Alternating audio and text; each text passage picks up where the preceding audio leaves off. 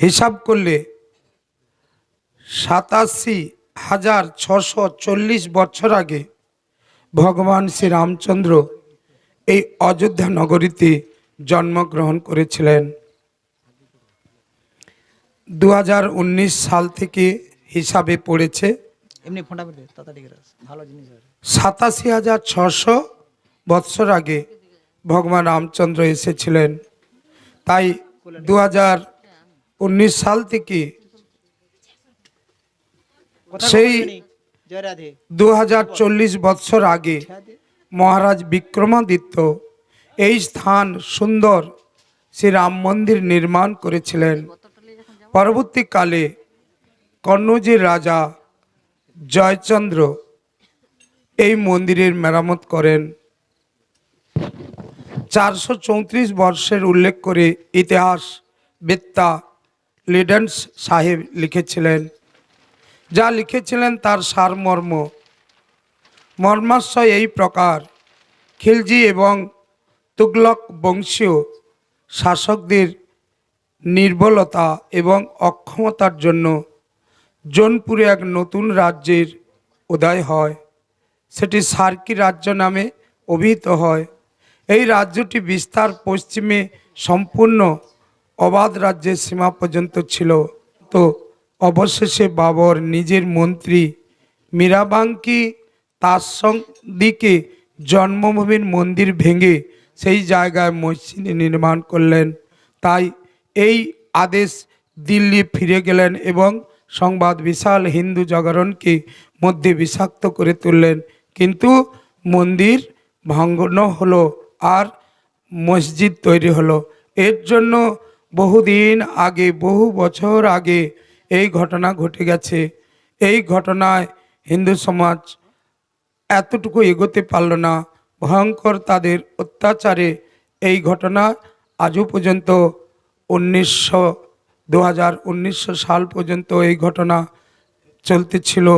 অনেক পরে তারপরে যখন 19 সাল এলো আর এই 19 সালে সুপ্রিম কোর্ট বা সমস্ত বিচার আদালত বিবেচনা করে দেখলেন যে মন্দিরের মধ্যে কিছু রাম নাম বা রাম চিত্র পাওয়া যাচ্ছে। অতএব এটা সত্য যে নিশ্চয়ই রাম জন্মভূমির উপর এই অযোধ্যাতে রাম মন্দিরই ছিল। সমস্ত বিবেক বিবেচনা বা প্রত্যেকটি পরীক্ষা নিরীক্ষার পর মন্দির পরে হয়েছে জানা গেল। আজকে মসজিদ পরে হয়েছে মন্দিরের উপরে। তাই রাম জন্মভূমির উপরে বানানো এই বাবরি মসজিদকে প্রাপ্ত করার জন্য হিন্দুদের থেকে বারবার চেষ্টা হয়েছিল, অনেকবার সংগ্রাম হয়েছিল। সন 1764 ইংরাজি নবাব আসাদত অলি জং এর সময় সংগ্রাম হতে হতে বেঁচেছিল। রাম এর ভক্ত নিজের ভগবানের জন্মভূমির উপর আরাধনার জন্য নিত্য যেতেন। হিন্দুরা আরাধনা পদ্ধতির উপর সন 1885 ইংরাজির এই মুসলমানের এই অত্যাচারে ভগবান নিজে অন্তর্ধান হয়ে যান। সেই অন্তর্ধান অবস্থায় মন্দির খালি হয়ে যায় আর ভগবান সেই সরজু নদীতে তিনি আত্মগোপন করেন। কারণ নিজে মন্দির থেকে অন্তর্ধান হয়ে যায়, কেউ তাকে নিয়ে যেতে হয় না। আজকে সেই সত্যতা ফুটেছে। আমরা সেই সত্যতা নিয়ে ভগবান রামচন্দ্রকে স্বাগত জানিয়ে আগামী দিন যে আমাদের এই অনুষ্ঠান ভগবান রামচন্দ্রের জাতি ধর্ম নির্বিশেষে, কারণ আপনারা শুনে রাখুন, বিদেশ থেকে কয়েক লক্ষ মুসলমান ভাইরা তারা জানিয়েছে যে দেখো আমরা তো সনাতন ধর্মের মানুষ। কারণ সত্য, তেতা, দাপর, কলি 4টা যুগ। এই 4টা যুগের উপরে যখন ভগবান কৃষ্ণ সৃষ্টিবার্তা দিয়েছিলেন, ওরা বলছে যে স্বয়ম্ভু মনু শতরূপা পৃথিবীর প্রথম মানবী, আর আমরা বলছি আদম হাওয়া। এই দুটোকে তত্ত্ব নিয়ে কোরআন অনেক পরে, পুরাণ অনেক আগে, আর পুরাণ তত্ত্ব নিয়ে আমরা সবাই সনাতন ধর্মের মানুষ। বহু মুসলমান ভাই এই দিব্য জ্ঞানের দ্বারায় তারা হাঁটতে হাঁটতে দল বেঁধে রাম মন্দির তথা অযোধ্যা ভূমিতে আসছেন।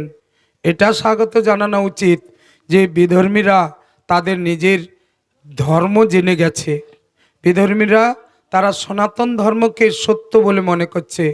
এটা খুব আমাদের গর্ব। তাই আমরা কোনো রং, কোনো পার্টি, কোনো জাতি এটা নয়। আমাদের সনাতন ধর্মর বয়স কত ছিল? সত্য, তেতা, দাপর, কলি, চারটা যুগ। চারটা যুগকে এক করলে এক দিব্য যুগ।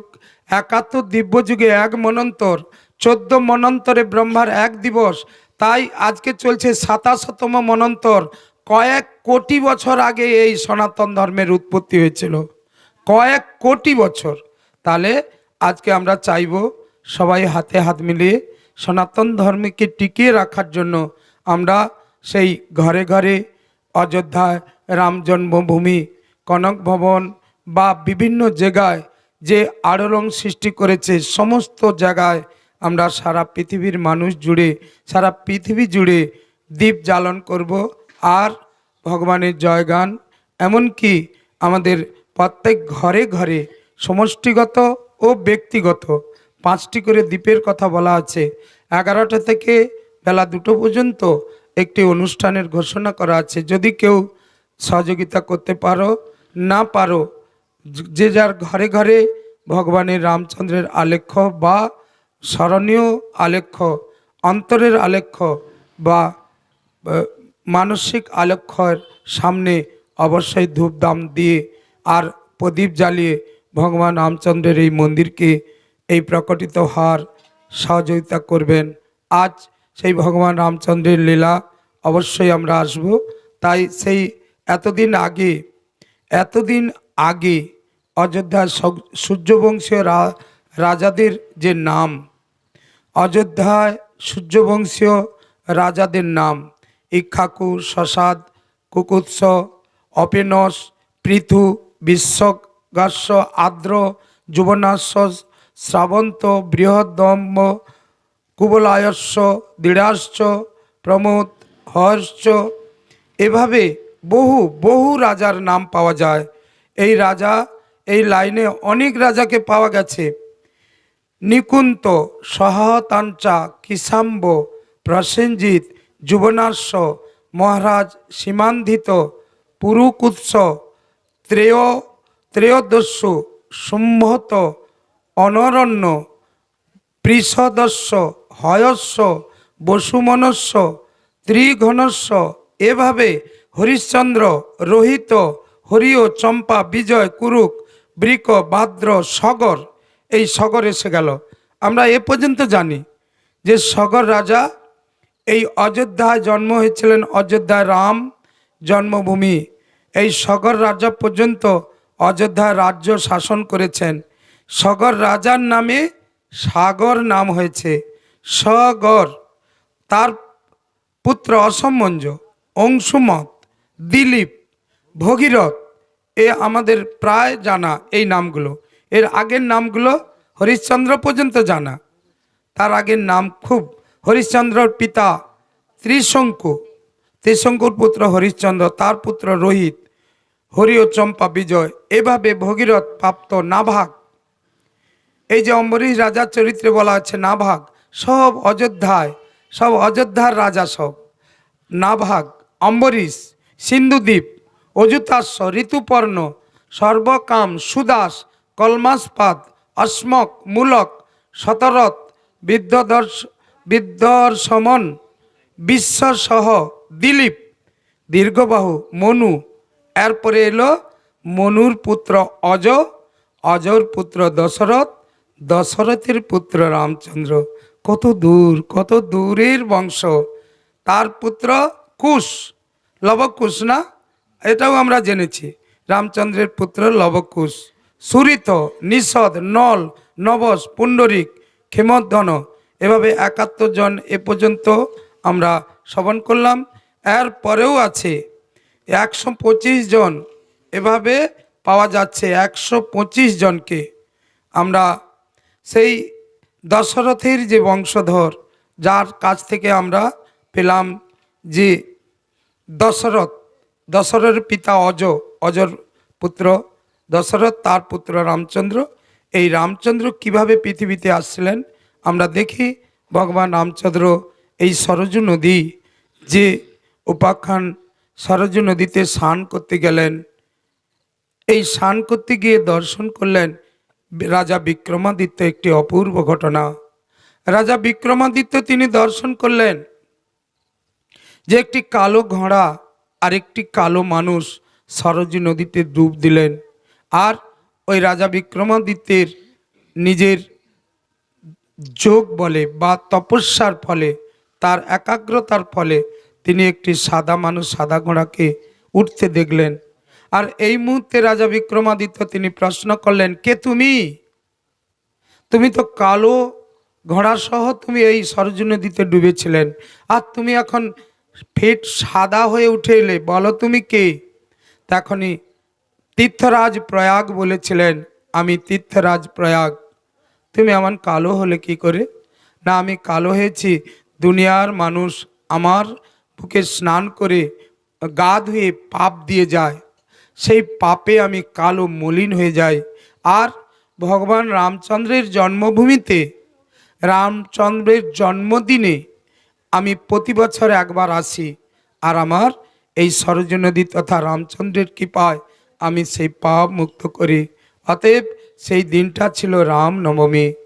আজকে সেই রামনবমীর দিনেও সরজু নদীতে স্নান করে এমন ভয়ঙ্কর পাপ থেকে মুক্তি পাওয়ার জন্য, যাকে তীর্থরাজ প্রয়াগ বলা হয়, সেও আসে সরজু নদীতে স্নান করতে।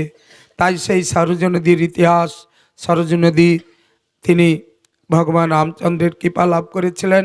আর ভগবান এই দাপর যুগে ভগবান কৃষ্ণ যেমন 84 কোষ ব্রজমণ্ডল সৃষ্টি করেছিলেন, আমার ভগবান রামচন্দ্রের এই ইতিহাস 12 বন আর 84 কোষ এই অযোধ্যা ভূমি পাওয়া যাচ্ছে। 12 বন, দাপর যুগে যেমন 12 বন আমার ভগবান কৃষ্ণচন্দ্রের কথা আছে, ঠিক ত্রেতা যুগে অযোধ্যায় ভগবান রামচন্দ্রের 12 বন ও 84 কোষ অযোধ্যা ভূমি বলে প্রকাশ আছে। তাই সেই অযোধ্যা ভূমিতে ভগবান রামচন্দ্র আসেননি। আর এমন সময় ভগবান রামচন্দ্রের না আসায় রাজা অজির পুত্র দশরথ খুব কষ্ট স্বীকার করছেন। তিনি কয়েকজন নারী আছে যে তার মহিষী 749 জন মহিষী পাওয়া যায়।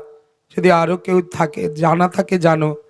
দশরথ রাজা বিয়ে করেছিল 749 জন রানীকে, কিন্তু কোনো সন্তান হয়নি। এই মতো অবস্থায় তিনি খুব মনে মনে দুঃখিত ছিলেন। 749 জন রানীকে বিয়ে করার পরেও যদি না আমার ঘরে কোনো সন্তান আসে, আমি এখন খুব ব্যথিত, দুঃখিত। বয়স হয়ে গেল 9,500 বছর। 9,500 বছর পর্যন্ত রাজ্য করলেন এমন নিঃসন্তান রূপে। তারপরে হঠাৎ একদিন তিনি কোথায় গেলেন? তিনি রাজাদের খেয়াল মৃগনাভি কস্তুরীর জন্য মৃগয়া করতে যেতে হতো। তাই সেই মৃগয়ার জন্য তিনি রাজা দশরথ হন্যে হয়ে মৃগ শিকার করার জন্য তথা হরিণী শিকার করার জন্য বনে বনে ঘুরছিলেন। দেখতে দেখতে বনের পথ দুর্গম পথে পৌঁছে গেলেন। আর সেই দুর্গম পথ থেকে রাজ্যে ফেরার সময় তিনার কোনো মৃগ শিকার হলো না। তারপরে তিনি সেই মৃগ শিকারের জন্য ব্যাকুল হয়ে পড়লেন, কিন্তু সম্ভব হলো না, রাজ্যে ফিরে যেতে হবে। এই সময় রাজা দশরথ একটি দূর থেকে জলের আওয়াজ এলো। সেই জল আওয়াজ দেখে মনে করলো যে কোনো হরিণ বুঝি তার তৃষ্ণার্ত মেটানোর জন্য জল খাচ্ছে। তিনি একটি দিব্য অস্ত্র জানা ছিল, যে দিব্য অস্ত্রটির নাম ছিল শব্দভেদী বাণ। তিনি এই শব্দভেদী বাণকে প্রয়োগ করলেন ওই শব্দের উদ্দেশ্যে। যখন শব্দভেদী বাণ প্রয়োগ করলেন, এই শব্দভেদী বাণ যখন তীর বেগে ছুটে গিয়ে সেই শব্দের উপরে আঘাত করলো, তখনই একটি শব্দ হলো, আহা! রাজা চমকে উঠলেন, এ কি? আমি কাকে এমন তীরবদ্ধ করলাম? এই তীরবিদ্ধর আওয়াজ তো আসছে একটি মনুষ্য আওয়াজ। এই তীরবিদ্ধকে তিনি খুব কষ্ট পেয়েছিলেন। তিনি মনে চঞ্চল হয়ে ছুটতে লাগলেন। যদি কেউ এই ভগবানের নাম রূপলীলাকে দর্শন করতে চাও, তাহলে কিন্তু মন দিয়ে শ্রবণ করবে। এখন আমরা কোথায় আছি বলো তো? আমরা সেই নদী ধারে দশরথ রাজার একটি অসহায় হওয়ার দৃশ্য। তিনি রাজা, তিনি এখন এমন অসহায় যে তার মন থেকে কোনো মানুষকে তীরবিদ্ধ করার জন্য তিনি তীর ছাড়েনি। সঙ্গে সঙ্গে তিনি অনুতপ্ত হলেন, আর কাছে গিয়ে দেখলেন যে এমন কাউকে তীর মেরেছে, সেই তীরের দ্বারায় তার মনের মধ্যে আগুন জ্বলছে। হায়, আমি কি করলাম? কেন এমন মনুষ্য সন্তানকে তীর মারলাম? অল্প বয়সী। নাম কি?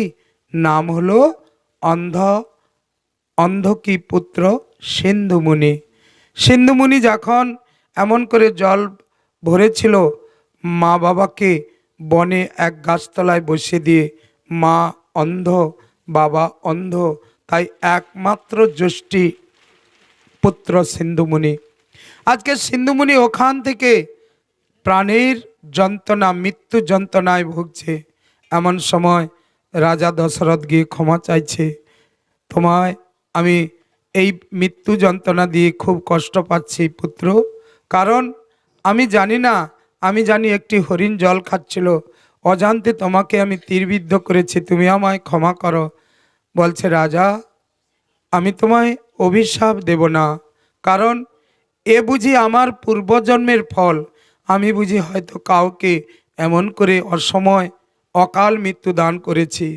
শব্দটা শুনলে সিন্ধুমুনির কি বলতে চাইল?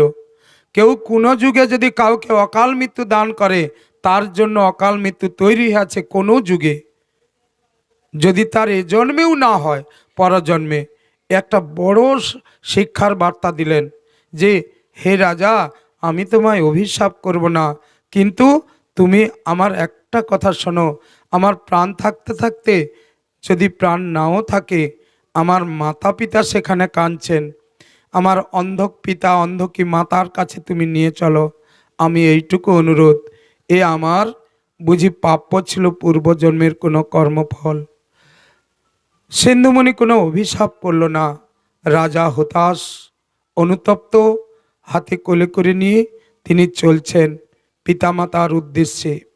এমন সময় অন্ধমুনি ও সিন্ধুমুনি, তারা সিন্ধুমুনির উদ্দেশ্যে অন্ধমুনি, অন্ধকী মুনি, তারা বলা বলি করছে। কেউ তো কাউকে দেখতে পাচ্ছে না, চোখ বুজিয়ে বলছে, ওগো স্বামী, পুত্র কেন এলো না? এখন কেন আসছে না পুত্র? স্বামী বলছেন, অন্ধকী, জানো কত দূরে নদী, আমাদের তৃষ্ণার জন্য জলের জন্য গেছে, হয়তো এই যে ফল পাড়তে গিয়ে দেরি হচ্ছে, হয়তো আসছে, একটু অপেক্ষা করো না, প্রচণ্ড তৃষ্ণা পেয়েছে যে, একটু অপেক্ষা করো। ওই তো আমার সিন্ধুমুনি আসছে। সিন্ধুমুনি, সিন্ধু, সিন্ধু এলি, সিন্ধু কোথায় রে? এমন সময় সিন্ধু সাড়া পাচ্ছে না। অন্ধক মুনি তিনি চিন্তিত হলেন, কে তুমি? কে আসছো এমন করে নিঃশব্দে?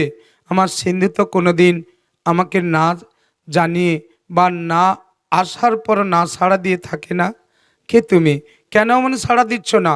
সঙ্গে সঙ্গে অন্ধমুনি তিনি ধ্যানে বসলেন, আর ধ্যানে বসে বিশাল বিপদ, এই বিশদ ঘটনা জানতে পারলেন। এই বিশদ ঘটনা যখন জানতে পারলেন, সঙ্গে সঙ্গে চিৎকার করে উঠলেন, ওগো রাজা দশরথ, এ কি করলে তুমি? আমার পুত্রকে আমার কাছ থেকে কেড়ে নিলে। আমি অন্ধ, আমার এই অন্ধের একমাত্র জ্যেষ্ঠীকে কেড়ে নিলে। আমার পুত্রকে মৃত্যু দান দিয়ে তুমি 3টি প্রাণীর হত্যা করলে। অতএব আমি যখন আমার পুত্র সুখে মৃত্যুবরণ করব, আমার অন্ধকে যখন মৃত্যুবরণ করবে, তুমি একদিন তোমার আমার মতো পুত্র সুখে তোমার মৃত্যু হবেই অবধারিত। এমন সময় রাজা, অযোধ্যা রাজা দশরথ নীরব, অনুতপ্ত, আর ক্রোধ মানে অনুতপ্তের আগুনে তিনি কষ্ট পাচ্ছেন। হায়, আমি কি শুনছি? কিন্তু হায়, সত্যি তো 3টি প্রাণ মৃত্যু হয়ে গেল। দেখতে দেখতে রাজাকে অভিশাপ দিতে দিতে এমন সময় রাজা বলছে, ওগো ওগো ঋষিবর, তুমি আমার একটি কথা শোনো। আজ আমি তোমার অভিশাপ মাথায় পেতে নিলাম, কিন্তু বর্তমান তো আমার কোনো পুত্র নেই, কোনো সন্তান নেই। আমি কিভাবে তোমার অভিশাপকে মাথায় নেব, তুমি দয়া করে বলো। সঙ্গে সঙ্গে বলছে যে, হে রাজা, তুমি পুত্র লাভ করবে, তোমার ঘরে 4জন পুত্র আসবে, আর তুমি সেই পুত্র শোকে মৃত্যুবরণ করবে। বলো বলো বলো বলো ঋষিবর, তোমার এই অভিশাপ আমার কাছে আশীর্বাদ মনে হচ্ছে, বলো তুমি কি বলতে চাইছো? আমার ঘরে সন্তান আসবে না? হ্যাঁ হ্যাঁ, তোমার ঘরে সন্তান আসবে, কারণ তুমি গুরুবর্গকে নিয়ে পরামর্শ করো, তোমার ঘরে পুত্রিষ্টি যজ্ঞ করো, আর ওই রাজ্যে পুত্রিষ্টি যজ্ঞের দ্বারায় পুত্র লাভ হবে। তুমি এরপরে অযোধ্যা রাজা দশরথ তিনি এই আশীর্বাদ ও অভিশাপ দুটোকে কেন্দ্র করে তিনি বর্তমান 3টি মৃতদেহকে সৎকার করে উনি চলে গেলেন রাজ্যে। রাজ্যে গিয়ে সঙ্গে সঙ্গে তার গুরুবর্গকে জানালেন। গুরুবর্গের মধ্যে বশিষ্ঠ নাম পাওয়া যায় বা বিশ্বামিত্র মুনির নাম পাওয়া যায়। বিভিন্ন গুরুবর্গের সঙ্গে পরামর্শ করে তিনি পুত্রিষ্টি যজ্ঞের আয়োজন করলেন। আর এই পুত্রিষ্টি যজ্ঞ খুব আনন্দ সহকারে হয়েছিল, আর রাজার পুত্র আসবে বলে তিনি খুব আনন্দ করেছিলেন। আর সেই আনন্দের দ্বারায় রাজা রাজা পুত্রিষ্টি যজ্ঞের কোনো ত্রুটি করেনি। বিশাল যজ্ঞের আয়োজন হলো। গোটা অযোধ্যায় যেমন আলো জ্বলে গেল, রাজার ভাবি রাজা আসবে, গোটা অযোধ্যায় আলো জ্বলে গেল। তারপরে এমন সময় রাজা পুত্রিষ্টি যজ্ঞ করে পুত্রিষ্টির যজ্ঞের ফল পেলেন দুটি ফল। এই দুটি ফল নিয়ে ওই গুরুবর্গ বলে দিলেন, যাও তুমি তোমার প্রধানা নারীকে খাইয়ে দেবে। এমন সময় রাজা আনন্দিত হয়ে ওই যজ্ঞের চরু ফল নিয়ে প্রধানা নারী কৌশলার হাতে তুলে দিলেন। দ্বিতীয় নারী ছিল কইকেয়ী, দুটি ফল দুটি নারীর হাতে তুলে দিলেন। আর কাছে ছিল সুমিত্রা। এই সুমিত্রা দর্শন করে যখন দু রানী তারা পুত্র এর সন্তান হতে চেয়েছিল, এই ফলের দ্বারায় যোগ বলে আমার যে সুমিত্রা পাশে ছিল সে কাঁদতে লাগলো যে এই যোগ বলের ফল আর এই যজ্ঞের চরু ফল আমি কি একটু পাবো না? তাই কৌশলা এই ফলটিকে দুভাগ করলো। দুভাগ করে 1 ভাগ ফল কৌশলা নিজে সেবা করলো ভগবানের নাম করে, আর আরেক ভাগ ফল তার যে তৃতীয় যিনি সুমিত্রা নামে পরিচিতা তাকে ফলটি দিয়ে দিলেন। এদিকে কইকেয়ী বলছে, শোনো, ওই কৌশলা তার ফল দিয়ে তার সন্তানের সেবার জন্য একজন তোমাকে দান করলো, তাহলে ওই ফলের অর্ধেক অংশ আমি দেব, আমার ছেলের রক্ষণাবেক্ষণার জন্য তোমার যে ছেলে হবে সে তাকে দেখাশোনা করবে। এইভাবে কথা বলে সুমিত্রা ফল পেল আধা আধা করে 2টি, আর কৌশল্যা কইকেয়ী আধা আধা করে 2টি। এই নিয়ে তারা ফল পেয়ে তাদের গর্ভবতী হলো। এদিকে আনন্দের সীমা নাই, রাজা আনন্দ করছে। এই রাজপ্রাসাদে আলোর জোয়ার, 3 রানী পরপর গর্ভবতী হয়েছে। এভাবে দশরথ রাজা বলে, ওগো ঋষিবর, তুমি যদি না এই পথ দেখাতে আমি পুত্রের পিতা হতে পারতাম না। এ কি বিধির খেলা, কাকে কাঁদায় কাকে হাসায় কি জানি। তাই আজকে রাজা দশরথ এমন করে দিন যায়, রাত যায়, মাস যায়, বছরের পূর্বে গর্ভবেদনা হলো মাতা কৌশল্যার। আর সেই কৌশল্যার গর্ভবেদনাটা আজ থেকে এতদিন আগে হয়েছিল, যেটা এখন ধরা দিচ্ছে গ্রন্থে 87,000 ধরা দিচ্ছে গ্রন্থে যে 87,000 বছর আগে তার আবির্ভাব হয়েছিল পৃথিবীতে। যে হ্যাঁ, 87,640 বছর আগে এই দিনটা এসেছিল, যে দিনটার নাম ছিল রাম নবমী তিথি। তাই এই নবমী তিথিতে রাম জন্ম হওয়ার জন্য নাম হলো রামনবমী। যেমন একাদশীতে ভগবান শ্রী বিষ্ণুর অঙ্গ থেকে একটি ভয়ঙ্কর শক্তি উদ্ভবা একটি রমণী তথা একাদশী মাতার জন্ম হয়েছিল বলে সেই তিথি যোগের নাম হলো একাদশী। হ্যাঁ, ঠিক সেইভাবে ভগবান রামচন্দ্র জন্ম হয়েছিল বলে সেই নবমীকে বলা হলো রাম নবমী। একটু সবাই মিলে উলুধ্বনি শঙ্খধ্বনি। ভগবান পৃথিবীতে আবির্ভাব হয়েছেন আজ থেকে 87,640 বছর আগে। বলো ভগবান রামচন্দ্র কি, ভগবান রামচন্দ্র কি, ভগবান রামচন্দ্র কি। এই রামচন্দ্র দশরথের রাজ্যভূমিতে ভগবান নারায়ণ 4 ভাগ হবে পৃথিবীতে এলো কি। অযোধ্যা রাম জন্মভূমিতে প্রভুর রামচন্দ্র জন্ম হলো কি। শ্রীগুরু নিতাই গৌর সীতানাথ। এই মখভূমি এটাই মহারাজ দশরথের জন্মভূমি, যজ্ঞভূমি ছিল। এই মখভূমি নামে যে জায়গাটা যজ্ঞ করেছিল সরজু নদীর তীরে, সে লক্ষণ মন্দিরের পশ্চিমে উপরিভাগে প্রতি প্রাচীন ঐতিহাসিক ধার্মিক স্থান রূপে অবস্থিত আছে। লক্ষণটিলা ত্রেতা যুগে এখানেই ছিল শ্রী লক্ষণের কোট। তাই 200 বছর পূর্বে এখানে যুগলানন্দ শরণজি এক বিখ্যাত রসিক বেশধারী সিদ্ধি মহাত্মা ছিলেন। বর্তমানে এই মন্দিরে অযোধ্যায় বিখ্যাত ব্যাস স্বামী শ্রী সীতারাম রণজিরো মহন্ত আছেন। এই মখভূমি এটাকেই মহারাজ দশরথের যজ্ঞভূমি হয়েছিল, যেখানে মহারাজ দশরথ যজ্ঞ করেছিলেন। এখানেই মহারাজ দশরথ পুত্রেষ্টি নামক যজ্ঞ করেছিলেন, যে সরজু নদীর পারে অযোধ্যাপুরী 10 মাইল দূরে উত্তরে মখভূমি অবস্থিত। তাই এই পুত্রেষ্টি যজ্ঞের দ্বারায় এই ভগবান রামচন্দ্র এসেছিলেন। প্রতি বৎসর চৈত্র পূর্ণিমা এখানে বড় মেলা হয়। এইখান থেকেই অযোধ্যাপুরী 84 কোষ পরিক্রমা আরম্ভ হয়। তাহলে ভগবানের সেই পুত্রেষ্টি যজ্ঞের স্থান থেকে 84 কোষ অযোধ্যা ভূমি পরিক্রমা আরম্ভ হয়। 12 বন আছে কি। আজ আমরা বৃন্দাবনকে 84 কোষ বলে জানি, কিন্তু আজকে ভগবান সেই রামচন্দ্রের অযোধ্যা ভূমিও 84 কোষ। তাই আজকে আলোর বার্তা, ঘরে ঘরে আনন্দের বার্তা, অযোধ্যা ভূমি আলোকিত হয়ে গেছে। ভগবান রামচন্দ্র এসেছে। এই ভগবান রামচন্দ্রের এই আশাকে কেন্দ্র করে অল্প কিছু সময়ের মধ্যে আমার কইকেয়ী মার প্রসব বেদনা হলো। কইকেয়ী মার কাছ থেকে একজন সুন্দর সন্তান এলো, যেন রামের গায়ের রং, এই যেন যমজ সন্তান। কি সুন্দর গায়ের রং, ঠিক ভগবান রামচন্দ্রের মতো, যেটা গ্রন্থে দিয়েছে। কিন্তু ভাষাতে বা রামচন্দ্র ভরতকে অন্যভাবে দেখানো হচ্ছে। গ্রন্থে দিয়েছে রামচন্দ্রের গায়ের রং ছিল ভরত, ছবিতে কিন্তু এখন পাই লক্ষণ ভরত শত্রুঘ্ন একই রং। যাই হোক, গ্রন্থের ভাষা ছবির ভাষা একটু অন্য হতে পারে, কারণ এখানে এইভাবে ধীরে ধীরে সুমিত্রার প্রসবেদনা উঠল।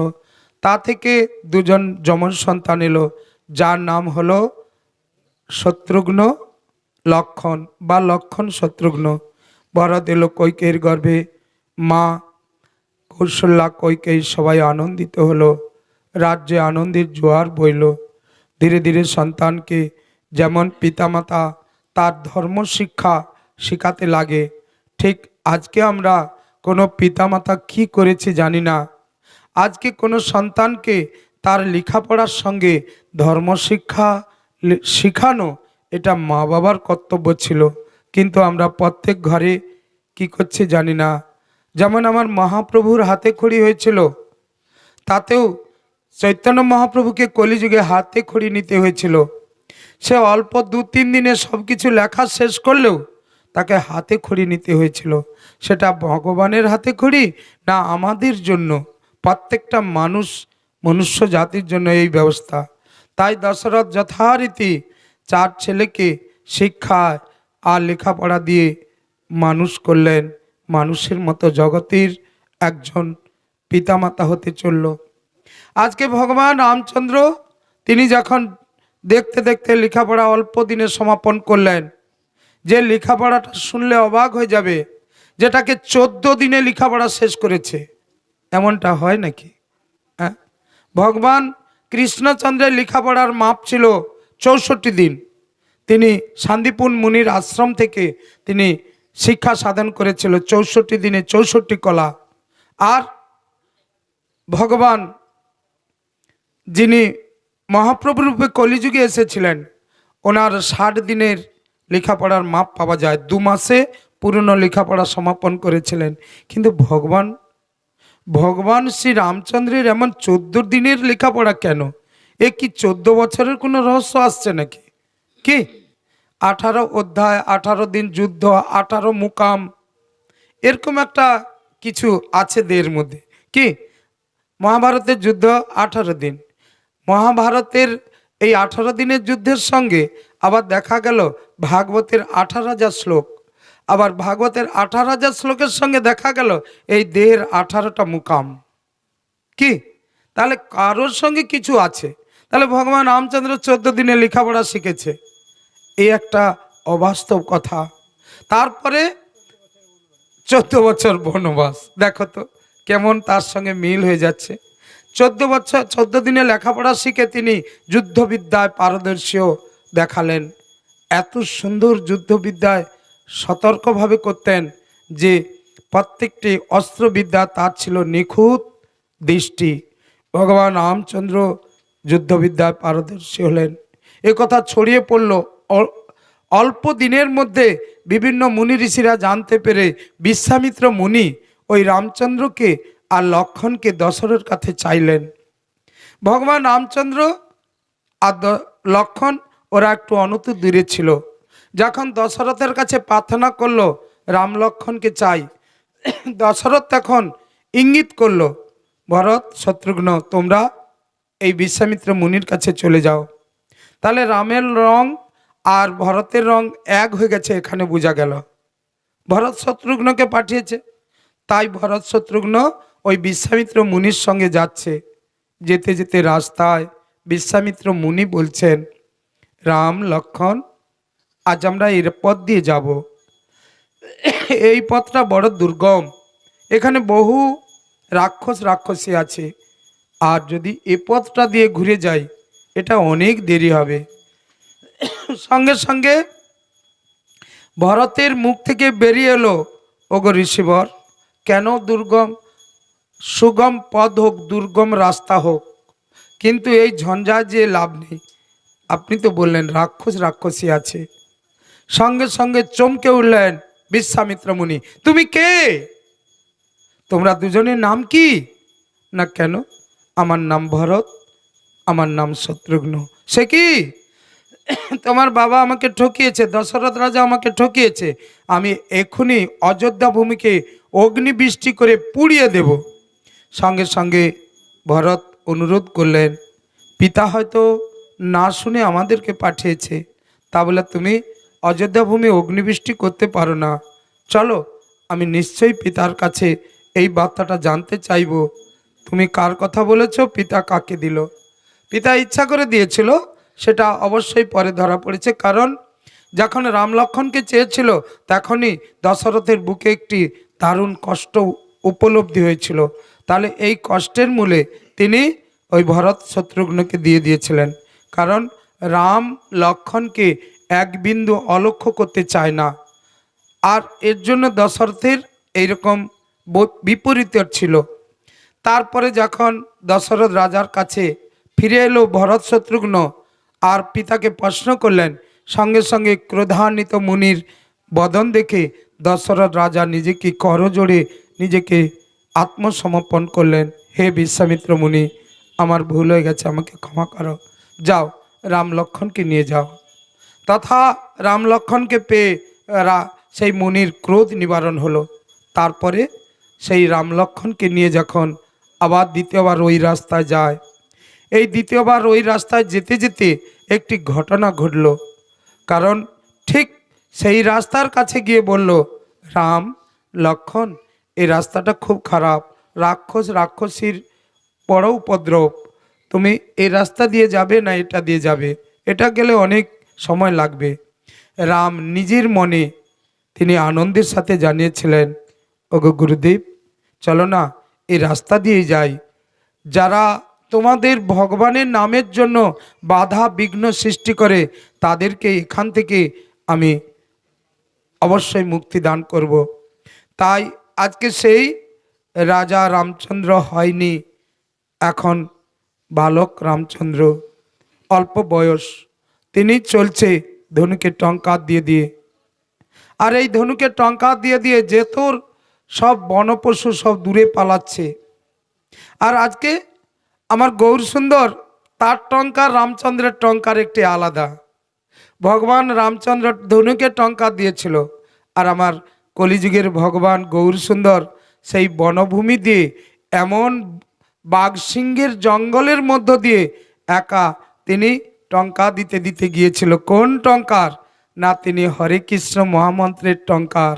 কি এই টঙ্কারের এত জোর, রামচন্দ্রের ধনুকের টঙ্কারের সমস্ত জীব ছুটে পালালো, অনেক বনজন্তু ছুটে পালালো ভয়ে। ধনুকের টঙ্কার আমার ভগবান গৌর সুন্দরের টঙ্কারে সমস্ত জীব মহাপ্রভুর কাছে ছুটে এলো। কেমন বিপরীত টঙ্কার, বলো হরে কৃষ্ণ হরে কৃষ্ণ কৃষ্ণ কৃষ্ণ হরে হরে হরে রাম হরে রাম রাম রাম হরে হরে। শ্রী গুরু নিতাই গৌর সীতানাথ প্রেমানন্দ। এই ভগবান রামচন্দ্রের টঙ্কার শুনে মহাভয়ঙ্করী তারকা রাক্ষসী তিনি ছুটে এলেন, যেন আকাশ থেকে গিলতে আসছে ওই দুটি বালক ও ঋষিকে। সঙ্গে সঙ্গে ঋষি দেখাচ্ছে, ওই দেখো রাম, ওই দেখো রামচন্দ্র, ওই ভয়ঙ্কর তারকা রাক্ষসী আকাশ থেকে যেন তোমায় গিলতে আসছে, মাথার মুকুটটাকে নিতে চায়। এমন সময় ভগবান রামচন্দ্র ধনুকে টঙ্কা দিয়ে তার বুকে আঘাত করলেন। আর যেই না আঘাত করলো, ওর প্রাণ ওখানে পতিত হলো, আর ওর দেহ থেকে দিব্য দেহ উনি উদ্ধার হয়ে গেলেন। ভগবান রামচন্দ্র যাকে এভাবে কৃপা করেছে তার কখনো মৃত্যু হয় নাই। এই জড়দেহ বা অভিশপ্ত দেহ পাদ হয়ে গিয়ে উনি উদ্ধার হয়ে গেলেন। আজকে সেই বার্তাতে ভগবান রামচন্দ্র আজকে সবাই পুষ্পবৃষ্টি করছে স্বর্গ থেকে। আর এদিকে যারা ঋষিরা ছিল ধন্য ধন্য, আমাদের ভগবানের নামের সুযোগ হলো ভালো করে। ওরা এত আমাদের অত্যাচার করত, আজ থেকে সুষ্ঠুভাবে নাম করা হবে। রামচন্দ্রকে সবাই মুনি ঋষি আশীর্বাদ করতে লাগলেন। এইভাবে অনেক বনে কত এই অশুভ শক্তিকে নাশ করলেন ভগবান রামচন্দ্র। এদিকে এই কথাটা ছড়িয়ে পড়ল চতুর্দিকে। ভগবান রামচন্দ্র যখন এমন করে তার বীরত্ব প্রচার হয়ে গেল, এদিকে আমার জনক রাজার নন্দিনী মা সীতা ছোট্টবেলায় এই ছোট্ট অবস্থায় তিনি খেলাচ্ছিলেন। আর এদিকে পরশুরাম 21 বার ক্ষত্রিয় নিবংশ করে, ক্ষত্রিয়কে যুদ্ধ করে, ক্ষত্রিয়কে ধ্বংস করে 21 বার ওই জনক রাজা মিথিলার উপর দিয়ে তিনি যাচ্ছিলেন। দেখলেন একটি সুন্দরী কন্যা, অপরূপ সুন্দরী, চোখ ফেরানো যায় না। উনি ঠিক জনক রাজা লাঙ্গল থেকে উঠেছিলেন বলে নাম ছিল সীতা। আর সেই সীতা মাতা খেলাচ্ছেন। পরশুরাম জনক রাজাকে বললেন যে আমি তোমার কন্যাকে বিবাহ করতে চাই। সঙ্গে সঙ্গে জনক রাজা ওই পরশুরামের বিক্রমতা দেখে না বলতে পারলেন না। বললেন, শোনো পরশুরাম, তুমি আমার কন্যার অবশ্যই উপযুক্ত, কিন্তু আমার কন্যা তো নাবালিকা, উনি এখন বিবাহযোগ্যা নয়। কারণ উনি যখন বিবাহযোগ্য হবে অবশ্যই তোমাকে দান করব। তাই সঙ্গে সঙ্গে পরশুরাম একটি মন্তব্য করলেন, দেখো আমি এই পৃথিবীর নিক্ষত্রিয় করেছি, 21 বার যুদ্ধে সবাইকে পরাজিত করেছি, কিন্তু যদি কেউ বীর থাকে তাহলে আমার ইষ্টদেব দেবাদিদেবের মহাদেবের হরধন্য আমি তোমার প্রাসাদে রেখে গেলাম। যদি এইটাকে ভাঙতে পারে তবে কিন্তু তোমার কন্যা জনক রাজার কন্যা জানকী, তাকে তুমি বিবাহ দিও। এমন সময় পরশুরাম তপস্যায় চলে গেলেন। আর এদিকে ভগবান রামচন্দ্রের এই বিক্রমতা দর্শন করল। এদিকে মা জানকী তথা সীতা যথারীতি বিবাহযোগ্য হল। এই বিবাহযোগ্য অবস্থাতে জনক রাজা স্বয়ম্বর সভা আয়োজন করলেন। এই স্বয়ম্বর সভাতে এমন কিছু ঘটেছিল যে সেই সভাতে যে অলৌকিক ঘটনা, যে স্বর্গমত পাতাল বিজয়ী রাবণ পর্যন্ত ওই ধনুককে তুলতে পারলেন না। বহু রাজ্যের রাজারা জনক নন্দিনী তথা সীতামাকে বিবাহ করার জন্য এসেছিলেন, কিন্তু কেউ তুলতে পারলেন না। তুলা দূরের কথা, ধনুককে নাড়াতে পারলেন না। সঙ্গে সঙ্গে ভগবান রামচন্দ্র যখন তার বিশ্ববিক্রম নিয়ে ওই স্বয়ম্বর সভায় প্রকাশ হলেন, সঙ্গে সঙ্গে রামচন্দ্রকে দর্শন করে আর অন্যান্য রাজা দ্রবীভূত হয়েছিলেন। একই রূপ, যেমন জনকনন্দিনী তেমন ইনার রূপ। বুঝি ইনি পারবেন এই হরধনুকে ভঙ্গ করতে। সমস্ত রাজা অপলক নয়নে তাকিয়ে আছে। রাজা রামচন্দ্র যখন রাজা হয়নি, এই মুহূর্তে বিবাহর পূর্বে তিনি এমন একটি লীলা করলেন, জগৎ সেই লীলাকে মনে রাখে আজ পর্যন্ত। ভগবান রামচন্দ্র হরধনু ভঙ্গ করে মা সীতাকে উদ্ধার করেছিলেন, তিনি বিবাহ করেছিলেন। তাই সেই হরধনু সঙ্গে সঙ্গে যখন হরধনুর কাছে পৌঁছে গেল ভগবান রামচন্দ্র, হরধনু করজোড়ে তিনি দৈববাণী হিসাবে কথা বলতে লাগলেন। হে প্রভু রামচন্দ্র, তুমি তো জগতের পিতা, আমি মাতা সীতামাকে তোমার হাতে তুলে দেওয়ার জন্য এতদিন অপেক্ষা করে আছি। তাই তুমি যখন এসেছো আমার ছুটি। সঙ্গে সঙ্গে এই বার্তা জানানোর পর ভগবান রামচন্দ্র বলল, হরধনু আমি লোকচক্ষে তোমাকে ভঙ্গ করব, কিন্তু তুমি আজ থেকে আমার সাথে হবে। আমি তেতাতে তোমাকে সঙ্গে নেব তীর ধনুক রূপে, দাপরে বাঁশরি তথা বংশী, আর কলিতে আবার আমি আসবো পীতবসন নিয়ে। আমি দাপরে আসবো কৃষ্ণ বর্ণ নিয়ে, কলিতে আসবো পীতবর্ণ হয়ে, আর আমি তোমাকে সঙ্গে রাখবো দণ্ড করে। অতএব আমি তোমায় ছাড়বো না, কারণ তুমি এখন লোকচক্ষে ভঙ্গ হও। এই বলে তিনি রামচন্দ্র ভগবান হরধনু ভঙ্গ করলেন। জয়ধ্বনি উঠে গেল, বলো রামচন্দ্র ভগবান কি, হরধ্বনি ভঙ্গকারী রামচন্দ্র ভগবান কি, বিশ্ববীর রামচন্দ্র ভগবান কি, জগতের মাতা পিতা রামচন্দ্র ভগবান ও সীতা দেবী কি, শীঘ্র নিতাই গৌর সীতানাথ। যথারীতি সানাই বাজলো, যথারীতি মঙ্গল আকর ধূপ দীপ জেলে ভগবান রামচন্দ্রের বিবাহ হলো যথারীতি ভগবানের নাম দিয়ে। আজকে সেই বিবাহ উৎসব আনন্দে মুখরিত হয়ে গেল। রামচন্দ্র জয়ী করলেন মা সীতাকে। মা সীতা যখন এই প্রাসাদে এলো, দশরথ রাজা বধূমাতাকে বরণ করছে, কৌশলা মা বধূমাতাকে বরণ করছে, বরণ করেছে কৈকেয়ী মা।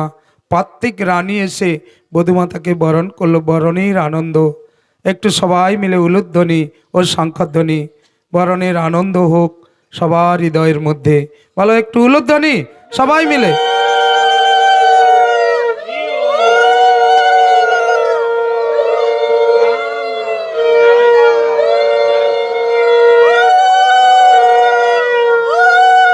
এই মুহূর্তে আমরা অযোধ্যায় ভগবান রামচন্দ্রের তথা সীতামাকে পাশে পেলাম। এতক্ষণ ছিলাম ভগবান রামচন্দ্রকে নিয়ে। এরপরে মা সীতা আশীর্বাদী রূপে আমাদের কাছে ধরা দিলেন। মা সীতা, দশরথ রাজা চিন্তা করলেন আমার পুত্র যোগ্য পুত্র, বিভিন্ন জায়গায় আমার পুত্রের নাম হচ্ছে, আমি আর কেন, আমার তো অনেক বয়স হয়ে গেল, পুত্রকে পেয়ে আমি ধন্য। এই বয়সে পুত্রের অভিষেকের আয়োজন করি। ভরত শত্রুঘ্ন তোমরা কোথায়? খোঁজ পেল তারা নাকি মামা বাড়ি চলে গেছে। হঠাৎ করে রাজা এভাবে শুভ কাজ শুভস্য শীঘ্রম, অশুভ কাজ কালহরণম, তিনি এটা মনে করে তিনি কি করলেন, এই দিনটাকেই ঠিক করে নিলেন যে আমি রামচন্দ্রের অভিষেক করব। রামচন্দ্রের অভিষেক, বিশাল অযোধ্যা ভূমিতে আলো জ্বলল। সমস্ত অযোধ্যা নগরী আনন্দে আত্মহারা হলো। রাম রাজত্ব হবে, যে রাম রাজত্ব আজও পর্যন্ত কারোর অভাব থাকবে না। রাম রাজা হলে রাম রাজত্বে কোনো গরিব থাকবে না, কোনো দুঃখী থাকবে না, রাম রাজা হবে। এই জন্য আজও বলা হয় কবে রাম রাজা হবে আর সেদিন আমার দুঃখ যাবে, বলা হয় কি? হ্যাঁ, তাহলে আর তো কোনো রাজার কথা উল্লেখ করা হয়নি। কবে রাম রাজা হবে আমার দুঃখ যাবে, এইরকম একটা ভাষা আজও আছে, সেই রাম রাজত্ব। আজকে কিন্তু সেই রাম একম অদ্বিতীয়ম ভগবান বলে আমাদের আদি অক্ষর সংখ্যা গণাতে রাম ব্যবহার করা হলো। কি আজও আছে কি? রাম 2 3 4 5 6 আদি অক্ষর রাম। রামকে সুখ দেওয়ার জন্য রামের নাম করা হলো আদি অক্ষর রাম, যে সংখ্যা গণাতে। আর অ দিয়ে শুরু হলো কোনটা? অ, যেটা অ অ উ ম অউম, এই অ অক্ষর কথার অর্থ কৃষ্ণ। উ হলো রাধা আর ম হলো জগতের সমস্ত জীব। তাহলে অ উ ম অক্ষরের মধ্যে কি না কি লুকিয়ে আছে। তাহলে সংখ্যাতে রামকে ব্যবহার করা হলো প্রথম অক্ষর রাম, আর ভাষাতে অকে ব্যবহার করা হলো প্রথম অক্ষর কৃষ্ণ। আমরা কতজন জানি যে অ দিয়ে নাম রাখলে কৃষ্ণ নাম এসে যায়? কি তাহলে এমন করে ভাষা ও সংখ্যাকে ভগবানের নামে লিপিবদ্ধ করা হলো। তাই আমিও দেখেছি আমার বয়সে, তোমরা শুনেছ কিনা জানি না, আমার বয়সে আমার পিতা যখন ধান মাপতো না, রাম থেকে শুরু করতেন। বুঝিনি যে কেন এই রামটা বলল, এতে এক বলবে, রাম এক কথাটা উচ্চারণই করতে না। আরে একম অদ্বিতীয়ম ভগবান, ভগবানের নাম দিয়ে আমাদের চলা বলা উচিত। তাই প্রত্যেকটা বস্তুতে বিরাজ করছে ভগবান, আর সেই ভগবানকে যদি উৎসর্গ করে প্রত্যেকটা বস্তুকে গ্রহণ করি তাহলে কি হবে গো? আমাদের জয়লাভ আছে, ভগবান আছে। বলছে যে যে প্রার্থনাটা যেটা আছে, হও ধর মেতে ধীর, হও কর মেতে বীর, হও উন্নত শির নাই ভয়, ভুলি ভেদা ভেদ গান, হও সবে আগুয়ান, সাথে আছে ভগবান হবে জয়। তাহলে প্রত্যেকটা ভাষা আর অক্ষর সংখ্যার দ্বারাই ভগবানকে নেওয়া ছিল। এমনকি শ্রী শ্রী হরি বারে বারে জানাতে চেয়েছি, আমাদের কোনো লেখার উপরে শ্রী শ্রী হরি লেখা হতো। আজকে কয়েকটা মালা আসছে, দেখো তো এই মালাগুলো কি কথা শুনে এমন করছে, কেন বাজার থেকে কিনতে পারছে না? কিনে পর করে গলায় নিতে পারলো না? তাহলে এদের কি দিব্য জ্ঞান এলো? ভগবানকে উৎসর্গ করে মালাটা নিতে হবে, তাহলে এতেও ভগবানের আশীর্বাদ ঝরলো কিনা? কি তাহলে তুলসীর মালার অনেক রকম ক্রম আছে, যেটা 3 টাকা থেকে 5 টাকা, ওটা তুলসীর মালা নয়। সেটাও হয়তো কোনো দিন কোনো ভাষায় বলেছি, কেউ যদি রাগ করে থাকো এটা করো না, কারণ বৃক্ষ কোনো দিন বেইমানি নয়। 3 টাকা থেকে 5 টাকা ওটা তুলসীর মালা হতে পারে না। আমার নিজের চোখে দেখা যারা তুলসীর চুড়চুড়ি দিয়ে গাঁচ্ছে তারাই বলেছে, বাবা এ তো এখন এটাই হামেশাই নিচ্ছে। আরে বাবা ওতে তোমার কি আছে? ও তো চুড়চুড়ি। বলে ও 3 টাকা থেকে 5 টাকায় কি তুলসী মালা দেওয়া যায় নাকি? আর সে ভাষাটাই হয়তো আমার বদন থেকে বেরিয়েছিল কোনো দিন, কিন্তু সেটাকে নিয়ে কেউ যদি কিছু মনে করো, সেটাকে আমার সঙ্গে কথা বলো, আমি কি ধরনের কথা বলেছি। আমার কাছে এত মালা নেই জগৎকে দিয়ে দেবো। বিয়েতে প্রতিটি মালাকে যে জন্মদিন, আমরা ঘরের ছেলে অনেক টাকা খরচা করে জন্মদিনে মালা দোকান থেকে পয়সা আছে বলে ফুলের তোড়া মালা আনি, কিন্তু ও মালাটা যদি এই ভগবানকে না নিবেদিত করা হয়, ও অনিবেদিত বস্তু বিষময়, ওটা কোনোদিন শুভ কাজের জায়গায় যেতে পারে না। আজকে মানুষ কত শুভ কাজগুলোকে অশুভই ভরিয়ে দিচ্ছে। যেমন আমরা শুভ কাজে কি করি জানো তো? শুভ কাজে কলা গাছ রোপণ করি, আর সেই কলা গাছ গড়া থেকে উবড়ানোর কথা আছে। উনি হলো উর্বমুনির কন্যা কদলী, কন্দলী, তাকে কদলী বৃক্ষে আশীর্বাদ যারা শুভ কাজে লাগানোর জন্য পেয়েছি, আমরা এখন কি করছি জানো? তার সময় কমের তারে গড়া কেটে নিচ্ছি। ওর কষ্ট তোমার শুভ কাজে কি করে লাগবে? তাহলে আজকে ভগবানকে অনিবেদিত বস্তু তোমার শুভ পুরোটা 100 হবে কি করে? অতএব যাদের দিব্য জ্ঞান হলো, আপাতত গুরুকে না পেলেও তার ঘরে তুলসী মঞ্চ আছে।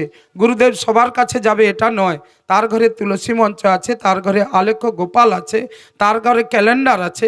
এতটুকু মন দিয়ে যদি ধর্মীয় হিসাবে জ্ঞানের দ্বারায় যে এই মালাটা কিনে আমি পরবো না, আমার গোপালকে নিবেদন করে তবে পরবো, তোমার একটা সাহস হলো, সাথে আছে ভগবান, হবে জয়। তাহলে একের বেলা যদি রাম বলি ক্ষতি হয়ে যাবে? রাম 2 3 4 আমরা কবে সেই অভ্যাস করব বাবা? হ্যাঁ, সেই আমরা কি করে ভগবানকে বাদ দিয়ে হিসাব করছি। তাই ভগবানকে বাদ দিয়ে আমাদের দেহ কোনোদিন 1 ইঞ্চি নড়তে পারে না। তাই আজকে অনুরোধ সারা জগতের মানুষকে, প্রত্যেকটা ভাষা পুরনো দিয়ে ধর্মকে রক্ষা করো। আমাদের ঘরের ছেলেকে আমরা পড়াশোনা করাচ্ছি, কিন্তু তার সঙ্গে ধর্ম শিক্ষা যে অতি প্রয়োজন, সেটা না করার জন্য আমাদের বাবা মা চোখে জল আসছে। অতএব এর জন্য এই ধর্ম শিক্ষা অবশ্যই প্রয়োজন। আজকে সেই জন্য ভগবান রামচন্দ্রের এই একম অদ্বিতীয়ম মাতা সীতা দেবীর বিবাহ উৎসবে আনন্দর সীমা নাই। আর এদিকে দশরথ রাজা অবসর নেবেন, পুত্রকে ডাক দিলেন, অভিষেকের বাজনা বাজলো, সর্বত্র আলো জ্বলে গেল, অভিষেকের বাজনা বেজে উঠল। এমন সময় আনন্দের সীমা নাই। এই আনন্দিত হয়ে যখন দশরথ রাজা তার পুত্রের অভিষেকের আয়োজনে নিমন্ত্রিত সমস্ত রাজ্যে ছড়িয়ে পড়ল, রাজারা আসবে, রাজ্যে অভিষেক হবে, আনন্দের সীমা নাই। এমন সময় সঙ্গে সঙ্গে কৌশল্যা, কৈকেয়ী, সুমিত্রা সবাই আনন্দ করছে। এই আনন্দ করতে করতে হঠাৎ এক কালো মেঘ ঘনীভূত হয়ে গেল। সেই কালো মেঘের ঘনীভূতটা তা ছিল একটি ভয়ঙ্কর শব্দ। সাধুসঙ্গ সর্বশাস্ত্রে কয়, সাধুসঙ্গ লবমাত্র সর্বসিদ্ধি লাভ হয়। তাই সাধুর সঙ্গে স্বর্গবাস, অসৎ সঙ্গে সর্বনাশ। তাহলে আজকে সেই সৎসঙ্গে স্বর্গবাস। আজকে আমরা শীতের রাতে আমরা এই কষ্ট কেন করছি, কিসের জন্য করছি? আমরা তো ঘরে ঘুমিয়ে থাকতে পারতাম, কেন ভাগবত আসরে যাব? আজকে সেই ভাগবত আসরের ফল হলো আমাদের ভগবানের আশীর্বাদ লাভ, আমরা দিব্য জ্ঞান পাবো। আজকে যে কাজটা করিনি, কালকে যখন এক উচ্চারণ করব, গুরুদেব বলছে আচ্ছা রাম অভ্যাস করি না। আজকে যে কারণটা পারিনি, যে এই মোবাইল বেজে উঠছে, এই মোবাইলে আমি জয়নিতাই করতে লজ্জা করে, আর হরে কৃষ্ণ বলতে লজ্জা করে, হেলো বলা অভ্যাস করছি। আচ্ছা একদিন হরে কৃষ্ণ বলি না, হরে কৃষ্ণ বললে তো গুরুদেব বলছে মঙ্গল হয়। তাহলে ঘরের মঙ্গল, গ্রামের মঙ্গল ও দেশের মঙ্গল, সবার মঙ্গল হয়। যেমন আগামী দিন প্রদীপ জ্বালানোর কথা বলা আছে, হরিনাম করার কথা বলা আছে পরিক্রমার কথা। তাহলে আমরা কতটুকু সহযোগিতা করব নিজেরা?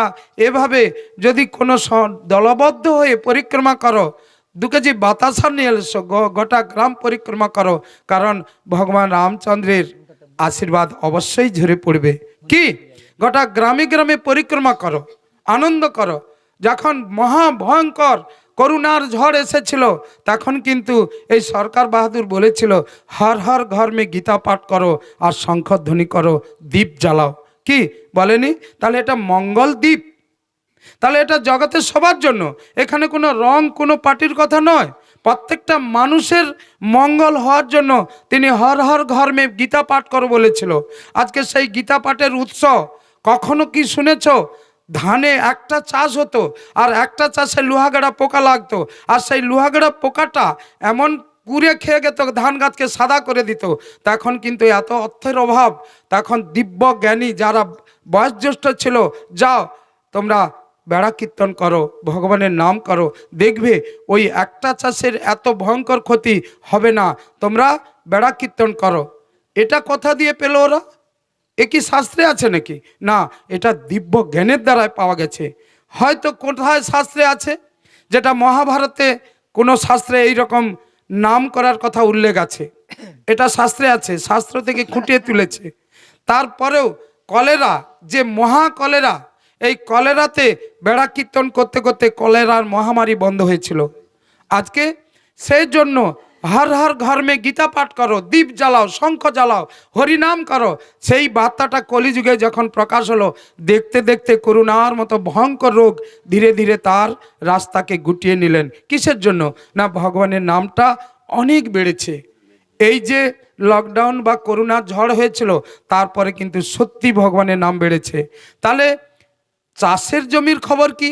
না চাষের জমির খবর একবারে সত্য সবুজ। 7 দিন ধরে পরিক্রমা করে কেউ কি সঙ্গে আছো যে ওই পরিক্রমায় যোগ দিয়েছো ছোটবেলা? কেউ নেই ছিল? বা আমি তো আমার দাদুর সঙ্গে ছাদে পড়ে যেতাম, বিড়ি গুনছে আমার দাদু, তিনি পরিক্রমার জন্য ডেকে নিয়ে গেল। খতাল বাজাতে পারি না, এমন করে বাজাই যেমন তেমন, জমিনে বিড়ি, যে যে যাবে তার ছাদে 4-5 ঘোরা হবে, কি মোটা মোটা ছাদ। হ্যাঁ, কখনো লৌটি পড়ে গেছি, আবার উঠে নাম করেছি, সেটা মনে পড়ে কত ছোটবেলা। আমি নিজে হতে এই পরিক্রমা করেছি। আজকে সে কথা বলতে এত সাহস লাগে যে 7 দিনের পর সেই ধান জমি সবুজ হয়েছিল। আজকে সেই কলিযুগ, কেন নামের এত অবিশ্বাস? কেন নামকে এমন দূরে সরিয়ে দেওয়া হচ্ছে? তাই অতএব সবাই এসো, আমরা কোনো জাতিভেদ না করে ভগবানের নামে ঝাঁপিয়ে পড়ি। এখানে আমার ভগবান রামচন্দ্রের যে লীলা, এই রামচন্দ্রের লীলাতে এই অযোধ্যায় আনন্দ উৎসব হোক, আলোর রোশনা বাজুক। আমি আর বিচ্ছেদের বাজনা বাজাবো না আজ। কেন? না বিচ্ছেদের বাজনাটা বড় করুন। হ্যাঁ, আজকে মিলনে থাক। কি আজকে আমার রামচন্দ্রের অভিষেক, চতুর্দিকে আনন্দের পাড়া, আর তেমন মন্দিরে অভিষেক আসছে আগামী দিন। কি তাহলে আজকে সেজন্য আমরা এই অভিষেক লীলাতে আনন্দিত থাকি। ভগবান রামচন্দ্রকে সবাই স্বাগত জানাও। এই নতুন করে মোড় ঘুরুক আবার জগতে ধর্ম শিক্ষা, ধর্মের আলো জ্বলুক, এটাই চাই।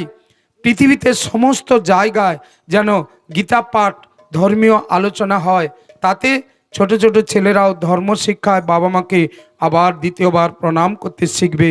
আমরা ছোটবেলা তো মাস্টারমশাইকে দেখতে পেলেই আমরা সরে যেতাম না। বাবা মার আদেশ ছিল তুলসী মঞ্চে প্রণাম করে তোমরা স্কুলে যাবে আর বাবা মাকে প্রণাম করে যাবে। আজও সেই ভগবান রামচন্দ্র কোথাও গেলে বাবা মাকে প্রণাম করতেন। ভগবান রামচন্দ্র কেন, কলিযুগের ভগবান গৌর সুন্দর কোথাও গেলে বাবা মাকে প্রণাম করতেন, বাবা মার আশীর্বাদ নিতেন। আর আজকের ছেলেরা বাবা মাকে প্রণাম করে, তবে হাঁটু পর্যন্ত হাত উঠেছে দেখা যায়, প্রণাম করছে, এই হাঁটুয়ে হাত দিয়ে প্রণাম করে চলে যাচ্ছে। কি মজার ঘটনা! এখন কি হচ্ছে গো? হ্যাঁ, হাঁটু পর্যন্ত। তারপরে এই প্রণাম তো এখন অহরহ চলছে, যেটাকে এক হাতে প্রণাম করলে, যখন কাত্যায়নী ব্রততে ভগবান কৃষ্ণচন্দ্রকে পাওয়ার জন্য কার্তিক মাসে গোপীগণ কাত্যায়নী ব্রত করেছিল, ওরা এক হাতে সূর্য প্রণাম করেছিল। আর তাতে ভগবান শ্রীকৃষ্ণচন্দ্র বলেছিলেন, হে গোপীগণ, এক হাতে প্রণামের ফল কি জানো? আরেক হাতকে কেটে দিলেও শোধ হবে না।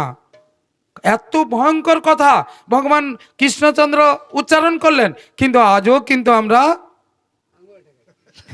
কি হচ্ছে, আজকে ধর্ম শিক্ষা কোথায় লুকাচ্ছে ধীরে ধীরে।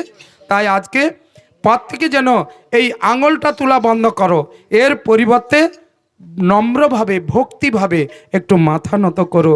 হাত তোলার দরকার নেই, প্রণাম গ্রহণ করে নেবেন। আঙুল তুললে কিছুতেই কোনো প্রণাম ভগবানের কাছে যাবে না। কি আঙুল কাকে তুলছো? আঙুলটা কি? কোনো যুদ্ধ দাঙ্গা হলে তোমাকে শিক্ষা দেবো, এই আঙুল, আর এই আঙুল দিয়ে প্রণাম করছি। ওরে বাবা, কি ভক্তি! হ্যাঁ, আমরা তো আমার গৌর সুন্দরকে নিয়ে যখন রাস্তায় কোনো মানুষের বাড়ি, ভক্তে বাড়ি আহ্বান করে যাই, তো রাস্তায় 80% জন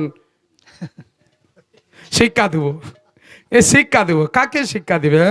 এইরকম প্রণাম। বাবা, ধর্ম শিক্ষা না হলে এরকম নৌকার মাঝি যদি নিজে মাঝি না হয়, নৌকার মাঝি যদি নিজে তার নৌকা চালাতে না পারে, যাত্রী কি করবে? তাহলে আজকের শিক্ষা জগৎ হলো নৌকার মাঝি। আর শিক্ষা জগৎ এত দুর্বল হয়ে পড়েছে যে শ্রী শ্রী হরিটাকে পর্যন্ত আমার কি স্কুলে স্থান দিচ্ছে না, এত দুর্বল হয়ে পড়েছে। জাগো সমাজ, জাগো জনগণ, জাগো মানব। কারণ মানব বলে পৃথিবীতে এসেছিলাম, কার কথা মানছি, কার কথায় চলছি হিসাব নেই। কারণ পৃথিবীর আমরা সেই সন্তান রূপে এসেছিলাম, আমাদের স্বরূপে ছিল গোলকে স্থিতি, সবার ঘর ছিল গোলকে, এসেছি ভূলোকে আর আবার যাব গোলকে। সেই আশা নিয়ে আমাদের চলতে হবে কর্ম, ধর্ম, শিক্ষা। ধর্ম এক পায়ে দাঁড়িয়ে আজকে কলিযুগে সত্য, দয়া আর সত্য, দয়া, তপস্যা আর এই ধর্ম। ধর্ম 3 পা 4 পা, এদের যে 4 পা তপস্যা, দয়া আর যে 4টি পায়ের যে বাক্য বলা আছে, এরা সব নেই, আছে মাত্র সত্যের উপরে দাঁড়িয়ে। আর না আছে তপস্যা, না আছে ঠিকমতো সেবার আচরণ, না আছে কিছু, শুধু সত্যের উপরে দাঁড়িয়ে আছে। আর সত্যটাকে বাঁচাতে হলে ধর্ম ছাড়া সত্য আসে না। তাই ধর্মশিক্ষা প্রাথমিক বিদ্যালয় থেকে শুরু হোক ঘরে ঘরে গীতা পাঠ, শুরু হোক ঘরে ঘরে আনন্দের বার্তা। এই আনন্দ যেন নিরানন্দ না হয়। সবাই মিলে আসো, হাতে হাত ধরে আমরা ভগবানের রামচন্দ্র ভূমিকে স্বাগত জানাই। আর জানাই আজকের দিন রাতটুকু পারিয়ে গেলে প্রত্যেকে জানবে যে এই ভগবান রামচন্দ্রের লীলা, অযোধ্যা রাম জন্মভূমিতে যে লীলা হচ্ছে, এই লীলার অপূর্ব সাজন, লক্ষ লক্ষ মানুষ পুষ্প দিয়ে সেই দর্শন করার জন্য আসছেন। সাজানো হচ্ছে, কয়েকশো মানুষ দেখছি ওই মন্দিরকে সাজাচ্ছে। আর কোনো বিধর্মী লক্ষ লক্ষ মানুষরা পায়ে হেঁটে, কেউ সাইকেল করে আসছে। আর এই ঘটনাকে কেন্দ্র করে আমাদের জয়ধ্বনি দেওয়া উচিত যে রামচন্দ্র ভূমির নির্বিঘ্নে এই অযোধ্যা মন্দির, রামচন্দ্র ভূমির জন্মভূমি আরও সুন্দর আলোকিত হোক, আর তার সঙ্গে সারা পৃথিবী আলোয় ঝরে পড়ুক। এই নিয়ে আজকের যদি সময় থাকে তাহলে একাদশী, নাহলে এখানে বিশ্রাম। একাদশীটা হ্যাঁ, একটি আবার খবর, এই খবরগুলো দিয়ে দাও। আমরা চাই এই বিভিন্ন খবর থেকে আরও মানুষ এগিয়ে থাকুক। আজকে মহাপুরাণ ভাগবত গোরক্ষপুর যিনি প্রকাশ করছেন, গোরক্ষপুর থেকে এবছর এই 2023 সালের খবর, গোরক্ষপুর থেকে আজ বিগত বহু বছর আগের ঘটনাকে কেন্দ্র হিসাব করে তিনি কোনো এবছর 2023 সালে যে গীতা বিক্রি হয়েছে এত রেকর্ড নেই। গোরক্ষপুর সংবাদ জানাচ্ছে এবছর 2023 সালে যে গীতা বিক্রি হয়েছে, সাধারণ মানুষের জন্য গীতাকে ভগবান বলে জেনেছে। যাহা বলিব সত্য বলিব, সত্য বই মিথ্যা বলিব না। কোন গ্রন্থের উপরে হাত দিয়ে শপথ হয়? গীতা। তাহলে গীতা হলো স্বয়ং ভগবানের মুখনিসৃত বাণী, তথা তিনি স্বয়ং ভগবান। তাই গোরক্ষপুর এবছর সংবাদ জানিয়েছে জগৎকে যে এবছরের মতো গীতা এত বিগত বছর বিক্রি হয়নি। প্রচুর গীতা বিক্রি হচ্ছে। আর পর্যাপ্ত পরিমাণ গীতাকে সংগ্রহ করার জন্য আরও কর্মী বাড়ানো হয়েছে, আরও স্টল খোলা হয়েছে, আরও তার যে যন্ত্রপাতি বাড়ানো হচ্ছে, যে পর্যাপ্ত পরিমাণ গীতা যেন এখান থেকে বিক্রি হয়। গীতা হলো ভগবান, প্রত্যেকটি মানুষের কাছে যেন গীতা ভগবান পৌঁছে যায়। কি তাহলে এ একটা নতুন সংবাদ। আরেকটি সংবাদ, মায়াপুর থেকে কত গীতা প্রদান করা হলো? মায়াপুর থেকে কত গীতা প্রদান করা হলো? 3 লক্ষ। সঠিক বার্তা দিতে চাই। আচ্ছা, এই রাম জন্মভূমির উৎসব দিনে আগামী দিন 3 লক্ষ গীতা দান করা হবে মায়াপুর ইস্কন চন্দ্রোদয় মন্দির থেকে। বাহ, খুব সুন্দর সংবাদ। প্রত্যেকটি সংস্থা যদি এভাবে সহযোগিতা করে না, দেখবে ধর্ম অবশ্যই তিনি দাঁড়িয়ে পড়বে। ধর্ম এখন তিনি নিজে অসহায়, ধর্ম নিজে মুখে জানাচ্ছে ধর্মকে ধর্মকে ধর্মকে ধর্মকে ধরতে হবে। তাই আজকে তিনি অসহায় অবস্থায় হয়ে পৃথিবীতে আবার প্রকট হতে চায়, নতুন করে বাঁচতে চায়। অক্ষরে কৃষ্ণ নাম মানুষ প্রকট হোক, আর সংখ্যাযোগে রাম উচ্চারণ হোক। আর স্কুলে প্রাথমিক বিদ্যালয় থেকে গীতা পাঠ শুরু হোক। প্রত্যেকটি ছাত্রছাত্রীর পকেটে গীতা থাক। কি টোটো চালক, কে বাস চালক, কে ট্রাক চালক, কে মোটরসাইকেল চালক, যদি গীতা কাছে থায়, আমার সুদৃঢ় বিশ্বাস সেই গীতা ভগবান ওর এত বড় বিপদ ছিল, ও তাকে ছোট্ট করে তাকে আপাতত রক্ষা করবে। গীতা যে ভগবান বলছেন যে আমার শরণ লয় আমি তার রক্ষাকর্তা, অতএব আমি গীতারূপে সবার ঘরে যাব। যেমন গিরি গোবর্ধন ভগবান তিনি একই অদ্বিতীয় ছিলেন, আজকে কোনো ভক্তকে দিয়ে তার অভিশপ্ত হয়েছে ভগবান, কিভাবে না টুকরো টুকরো হয়ে যাবে। আর এই টুকরো যদি না হতো গিরি গোবর্ধন ভগবান এই পৃথিবী মণ্ডলে কারোর বাড়িতে থাকতো না, গোবর্ধন রূপে পূজা হতো না। আজকে ভক্তদের ঘরে খোঁজ করো, যে একবার বৃন্দাবন গেছে তার ঘরে গোবর্ধন এসে গেছে। কি তাহলে এভাবে ভগবান যে কি লীলা করেন তার দান আমরা তা জানি না। তবে আমরা এই আলোকবর্তিকাকে জানিয়ে কত মানুষ, কত লক্ষ লক্ষ মানুষ দর্শন করতে যাচ্ছে। তবে একটা সংবাদ, আমাদের ভাগ্যে যদি না হয়, তিনি কিন্তু আমার ভগবান কিন্তু তার ব্যবস্থা করেছেন দূরদর্শন ব্যবস্থা, সরাসরি সম্প্রচার। কি আগামী দিন এমন একটি ধূপ জ্বালানো হয়েছে, গতকাল 45 দিন জ্বলবে। ভাবতে পারো, হ্যাঁ 45 দিন জ্বলবে। হ্যাঁ 45 দিন ধূপটা জ্বলবে, সে ধূপটা জ্বলে গেছে।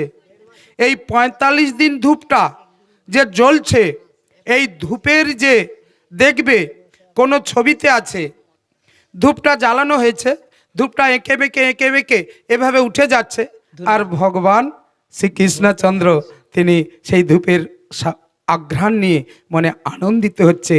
তাই যখন ধূপটা জ্বলে তখন মনটাকে পবিত্র করে। তাহলে আজকে 45 দিন ধরে ধূপ জ্বলবে, এও একটা নতুন বার্তা। কি এও একটা নতুন বার্তা না? আমরা ধূপ জ্বালাই, সেই ধূপটা আধ ঘন্টা জ্বলে, 1 ঘন্টা জ্বলে, বড় বড় ধূপগুলো 1 ঘন্টা জ্বলে, কিন্তু 45 দিন। হ্যাঁ আর একটি দ্বীপ সাজানো হয়েছে, যে দ্বীপটা প্রস্তুত করা হয়েছে সেটা 2 কোটি টাকা দামের দ্বীপ। একটা প্রদীপ 2 কোটি টাকা দাম। উড়িষ্যা ঘন্টা দিছে নাকি? হ্যাঁ তাহলে এইরকম বিভিন্ন রাজ্য থেকে একটি মহাদান ঝরে পড়ছে। দেখতে দেখতে এই মহাদান এমন করে একটা সুন্দর জায়গা তৈরি করবে।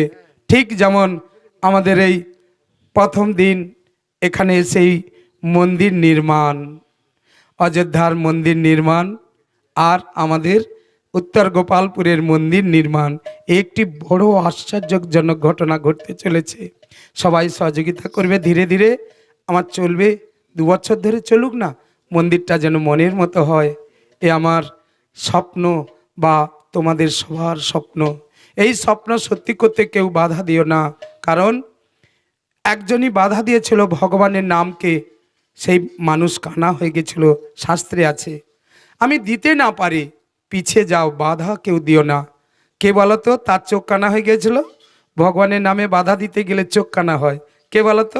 শাস্ত্রসম্মত উত্তর দাও। হ্যাঁ গুরুদেব শুক্রাচার্য। গুরুদেব হয়ে এমন বাধা দিল যে তার নিজের চোখটাকে কানালো। ওরে বলি, আমার চোখটাকে কানা করে দিলি। এ শাস্ত্রের কথা মিথ্যা নয়। অতএব আমরা দিতে না পারি, হাত গুটিয়ে নাও।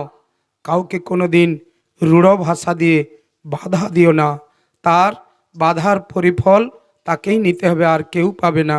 অতএব আমরা সবাই মিলে যতটুকু পারবো এইরকম একটু একটু করে সাহায্য করে এই নতুন মন্দির নির্মাণ করে নিরাশ্রয় থেকে আশ্রয়ের জায়গায় যাব। কারণ এই আশ্রয় সবার আশ্রয়, সবার জন্য। বলো বৃন্দাবন বিহারী লাল কি জয়। জয় জয় রাধা রানী কি জয়। আজকের আনন্দ কি জয়। আগামী দিন দ্বাদশী তিথি কি জয়। দ্বাদশী তিথিতে উত্তম দিনে রাম জন্মভূমির লীলা তার প্রকট হচ্ছে কি জয়। উদ্বোধন হচ্ছে কি জয়। আজকের একাদশী তিথি কি জয়। এই একাদশী তিথিতে আগামী দিনের পারণ উৎসব কি জয়। আজকের এই একাদশী দিন, এই পারণ 6 মাঘ তথা মাধব মাস, রবিবার পুত্রদা একাদশী। পরের দিন পারণ 10টা 1-এর মধ্যে, সূর্য উদয় থেকে 10টা 1-এর মধ্যে। আর ভগবানকে শ্রী হরিকে তরল চন্দন লেপন ও চামর ব্যঞ্জন এখনো নিষিদ্ধ। এই এখনো নিষিদ্ধ। গরম না পড়া পর্যন্ত গ্রন্থের হিসাব ছাড়া চলবে না। তাই আজকের এই পুত্রদা একাদশী তথা আজকের ভগবান রামচন্দ্রের এই লীলাভূমিকে বিশ্রাম দিলাম। আনন্দিত হোক, সবাই আনন্দে থাকো। আর পরবর্তী দিন যদি কোনো শুনতে চাও, তারপরে সেই বিরহ বেদনা নিয়ে ভগবান রামচন্দ্রের পরবর্তী লীলা অবশ্যই হবে এখান থেকে। আজ আনন্দিত ও যুগ্ম ভক্ত ভগবানের মিলন ভূমি।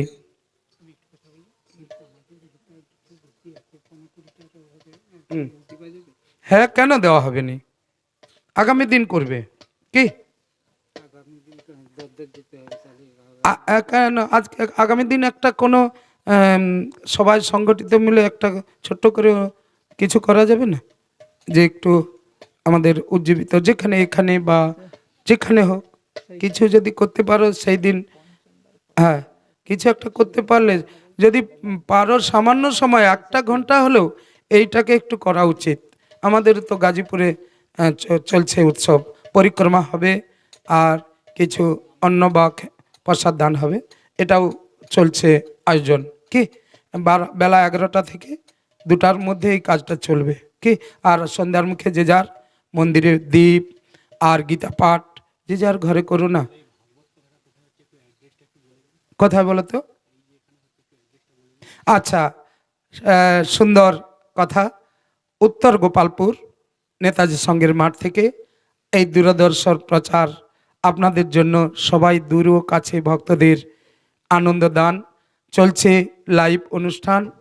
উত্তর গোপালপুর মহিষাতল থানা ও পূর্ব মেদিনীপুর জেলার অন্তর্গত উত্তর গোপালপুরে মহিষাতল থানায় এই অনুষ্ঠানটি চলছে। এটা প্রতি রবিবার চলে। আজকে ভগবান রামচন্দ্রের জন্মভূমি বা তার এই মন্দির উদ্বোধন উপলক্ষে যে বার্তা, এটা সরাসরি সম্প্রচারিত হলো। আগামী দিন এই বার্তা অবশ্যই ওখান থেকেও আসবে, সরাসরি সম্প্রচার হবে। আপনারা সঙ্গে থাকুন, ভালো থাকুন। আজকের এই অনুষ্ঠান দূরে ও কাছে শ্রোতাদের শ্রীচরণে প্রণাম জানিয়ে, যদি ভালো লাগে অবশ্যই লাইভ করবেন। আর এই অনুষ্ঠান সঙ্গে থাকার জন্য আপনাদের ধন্যবাদ। সবাই আনন্দ করুন।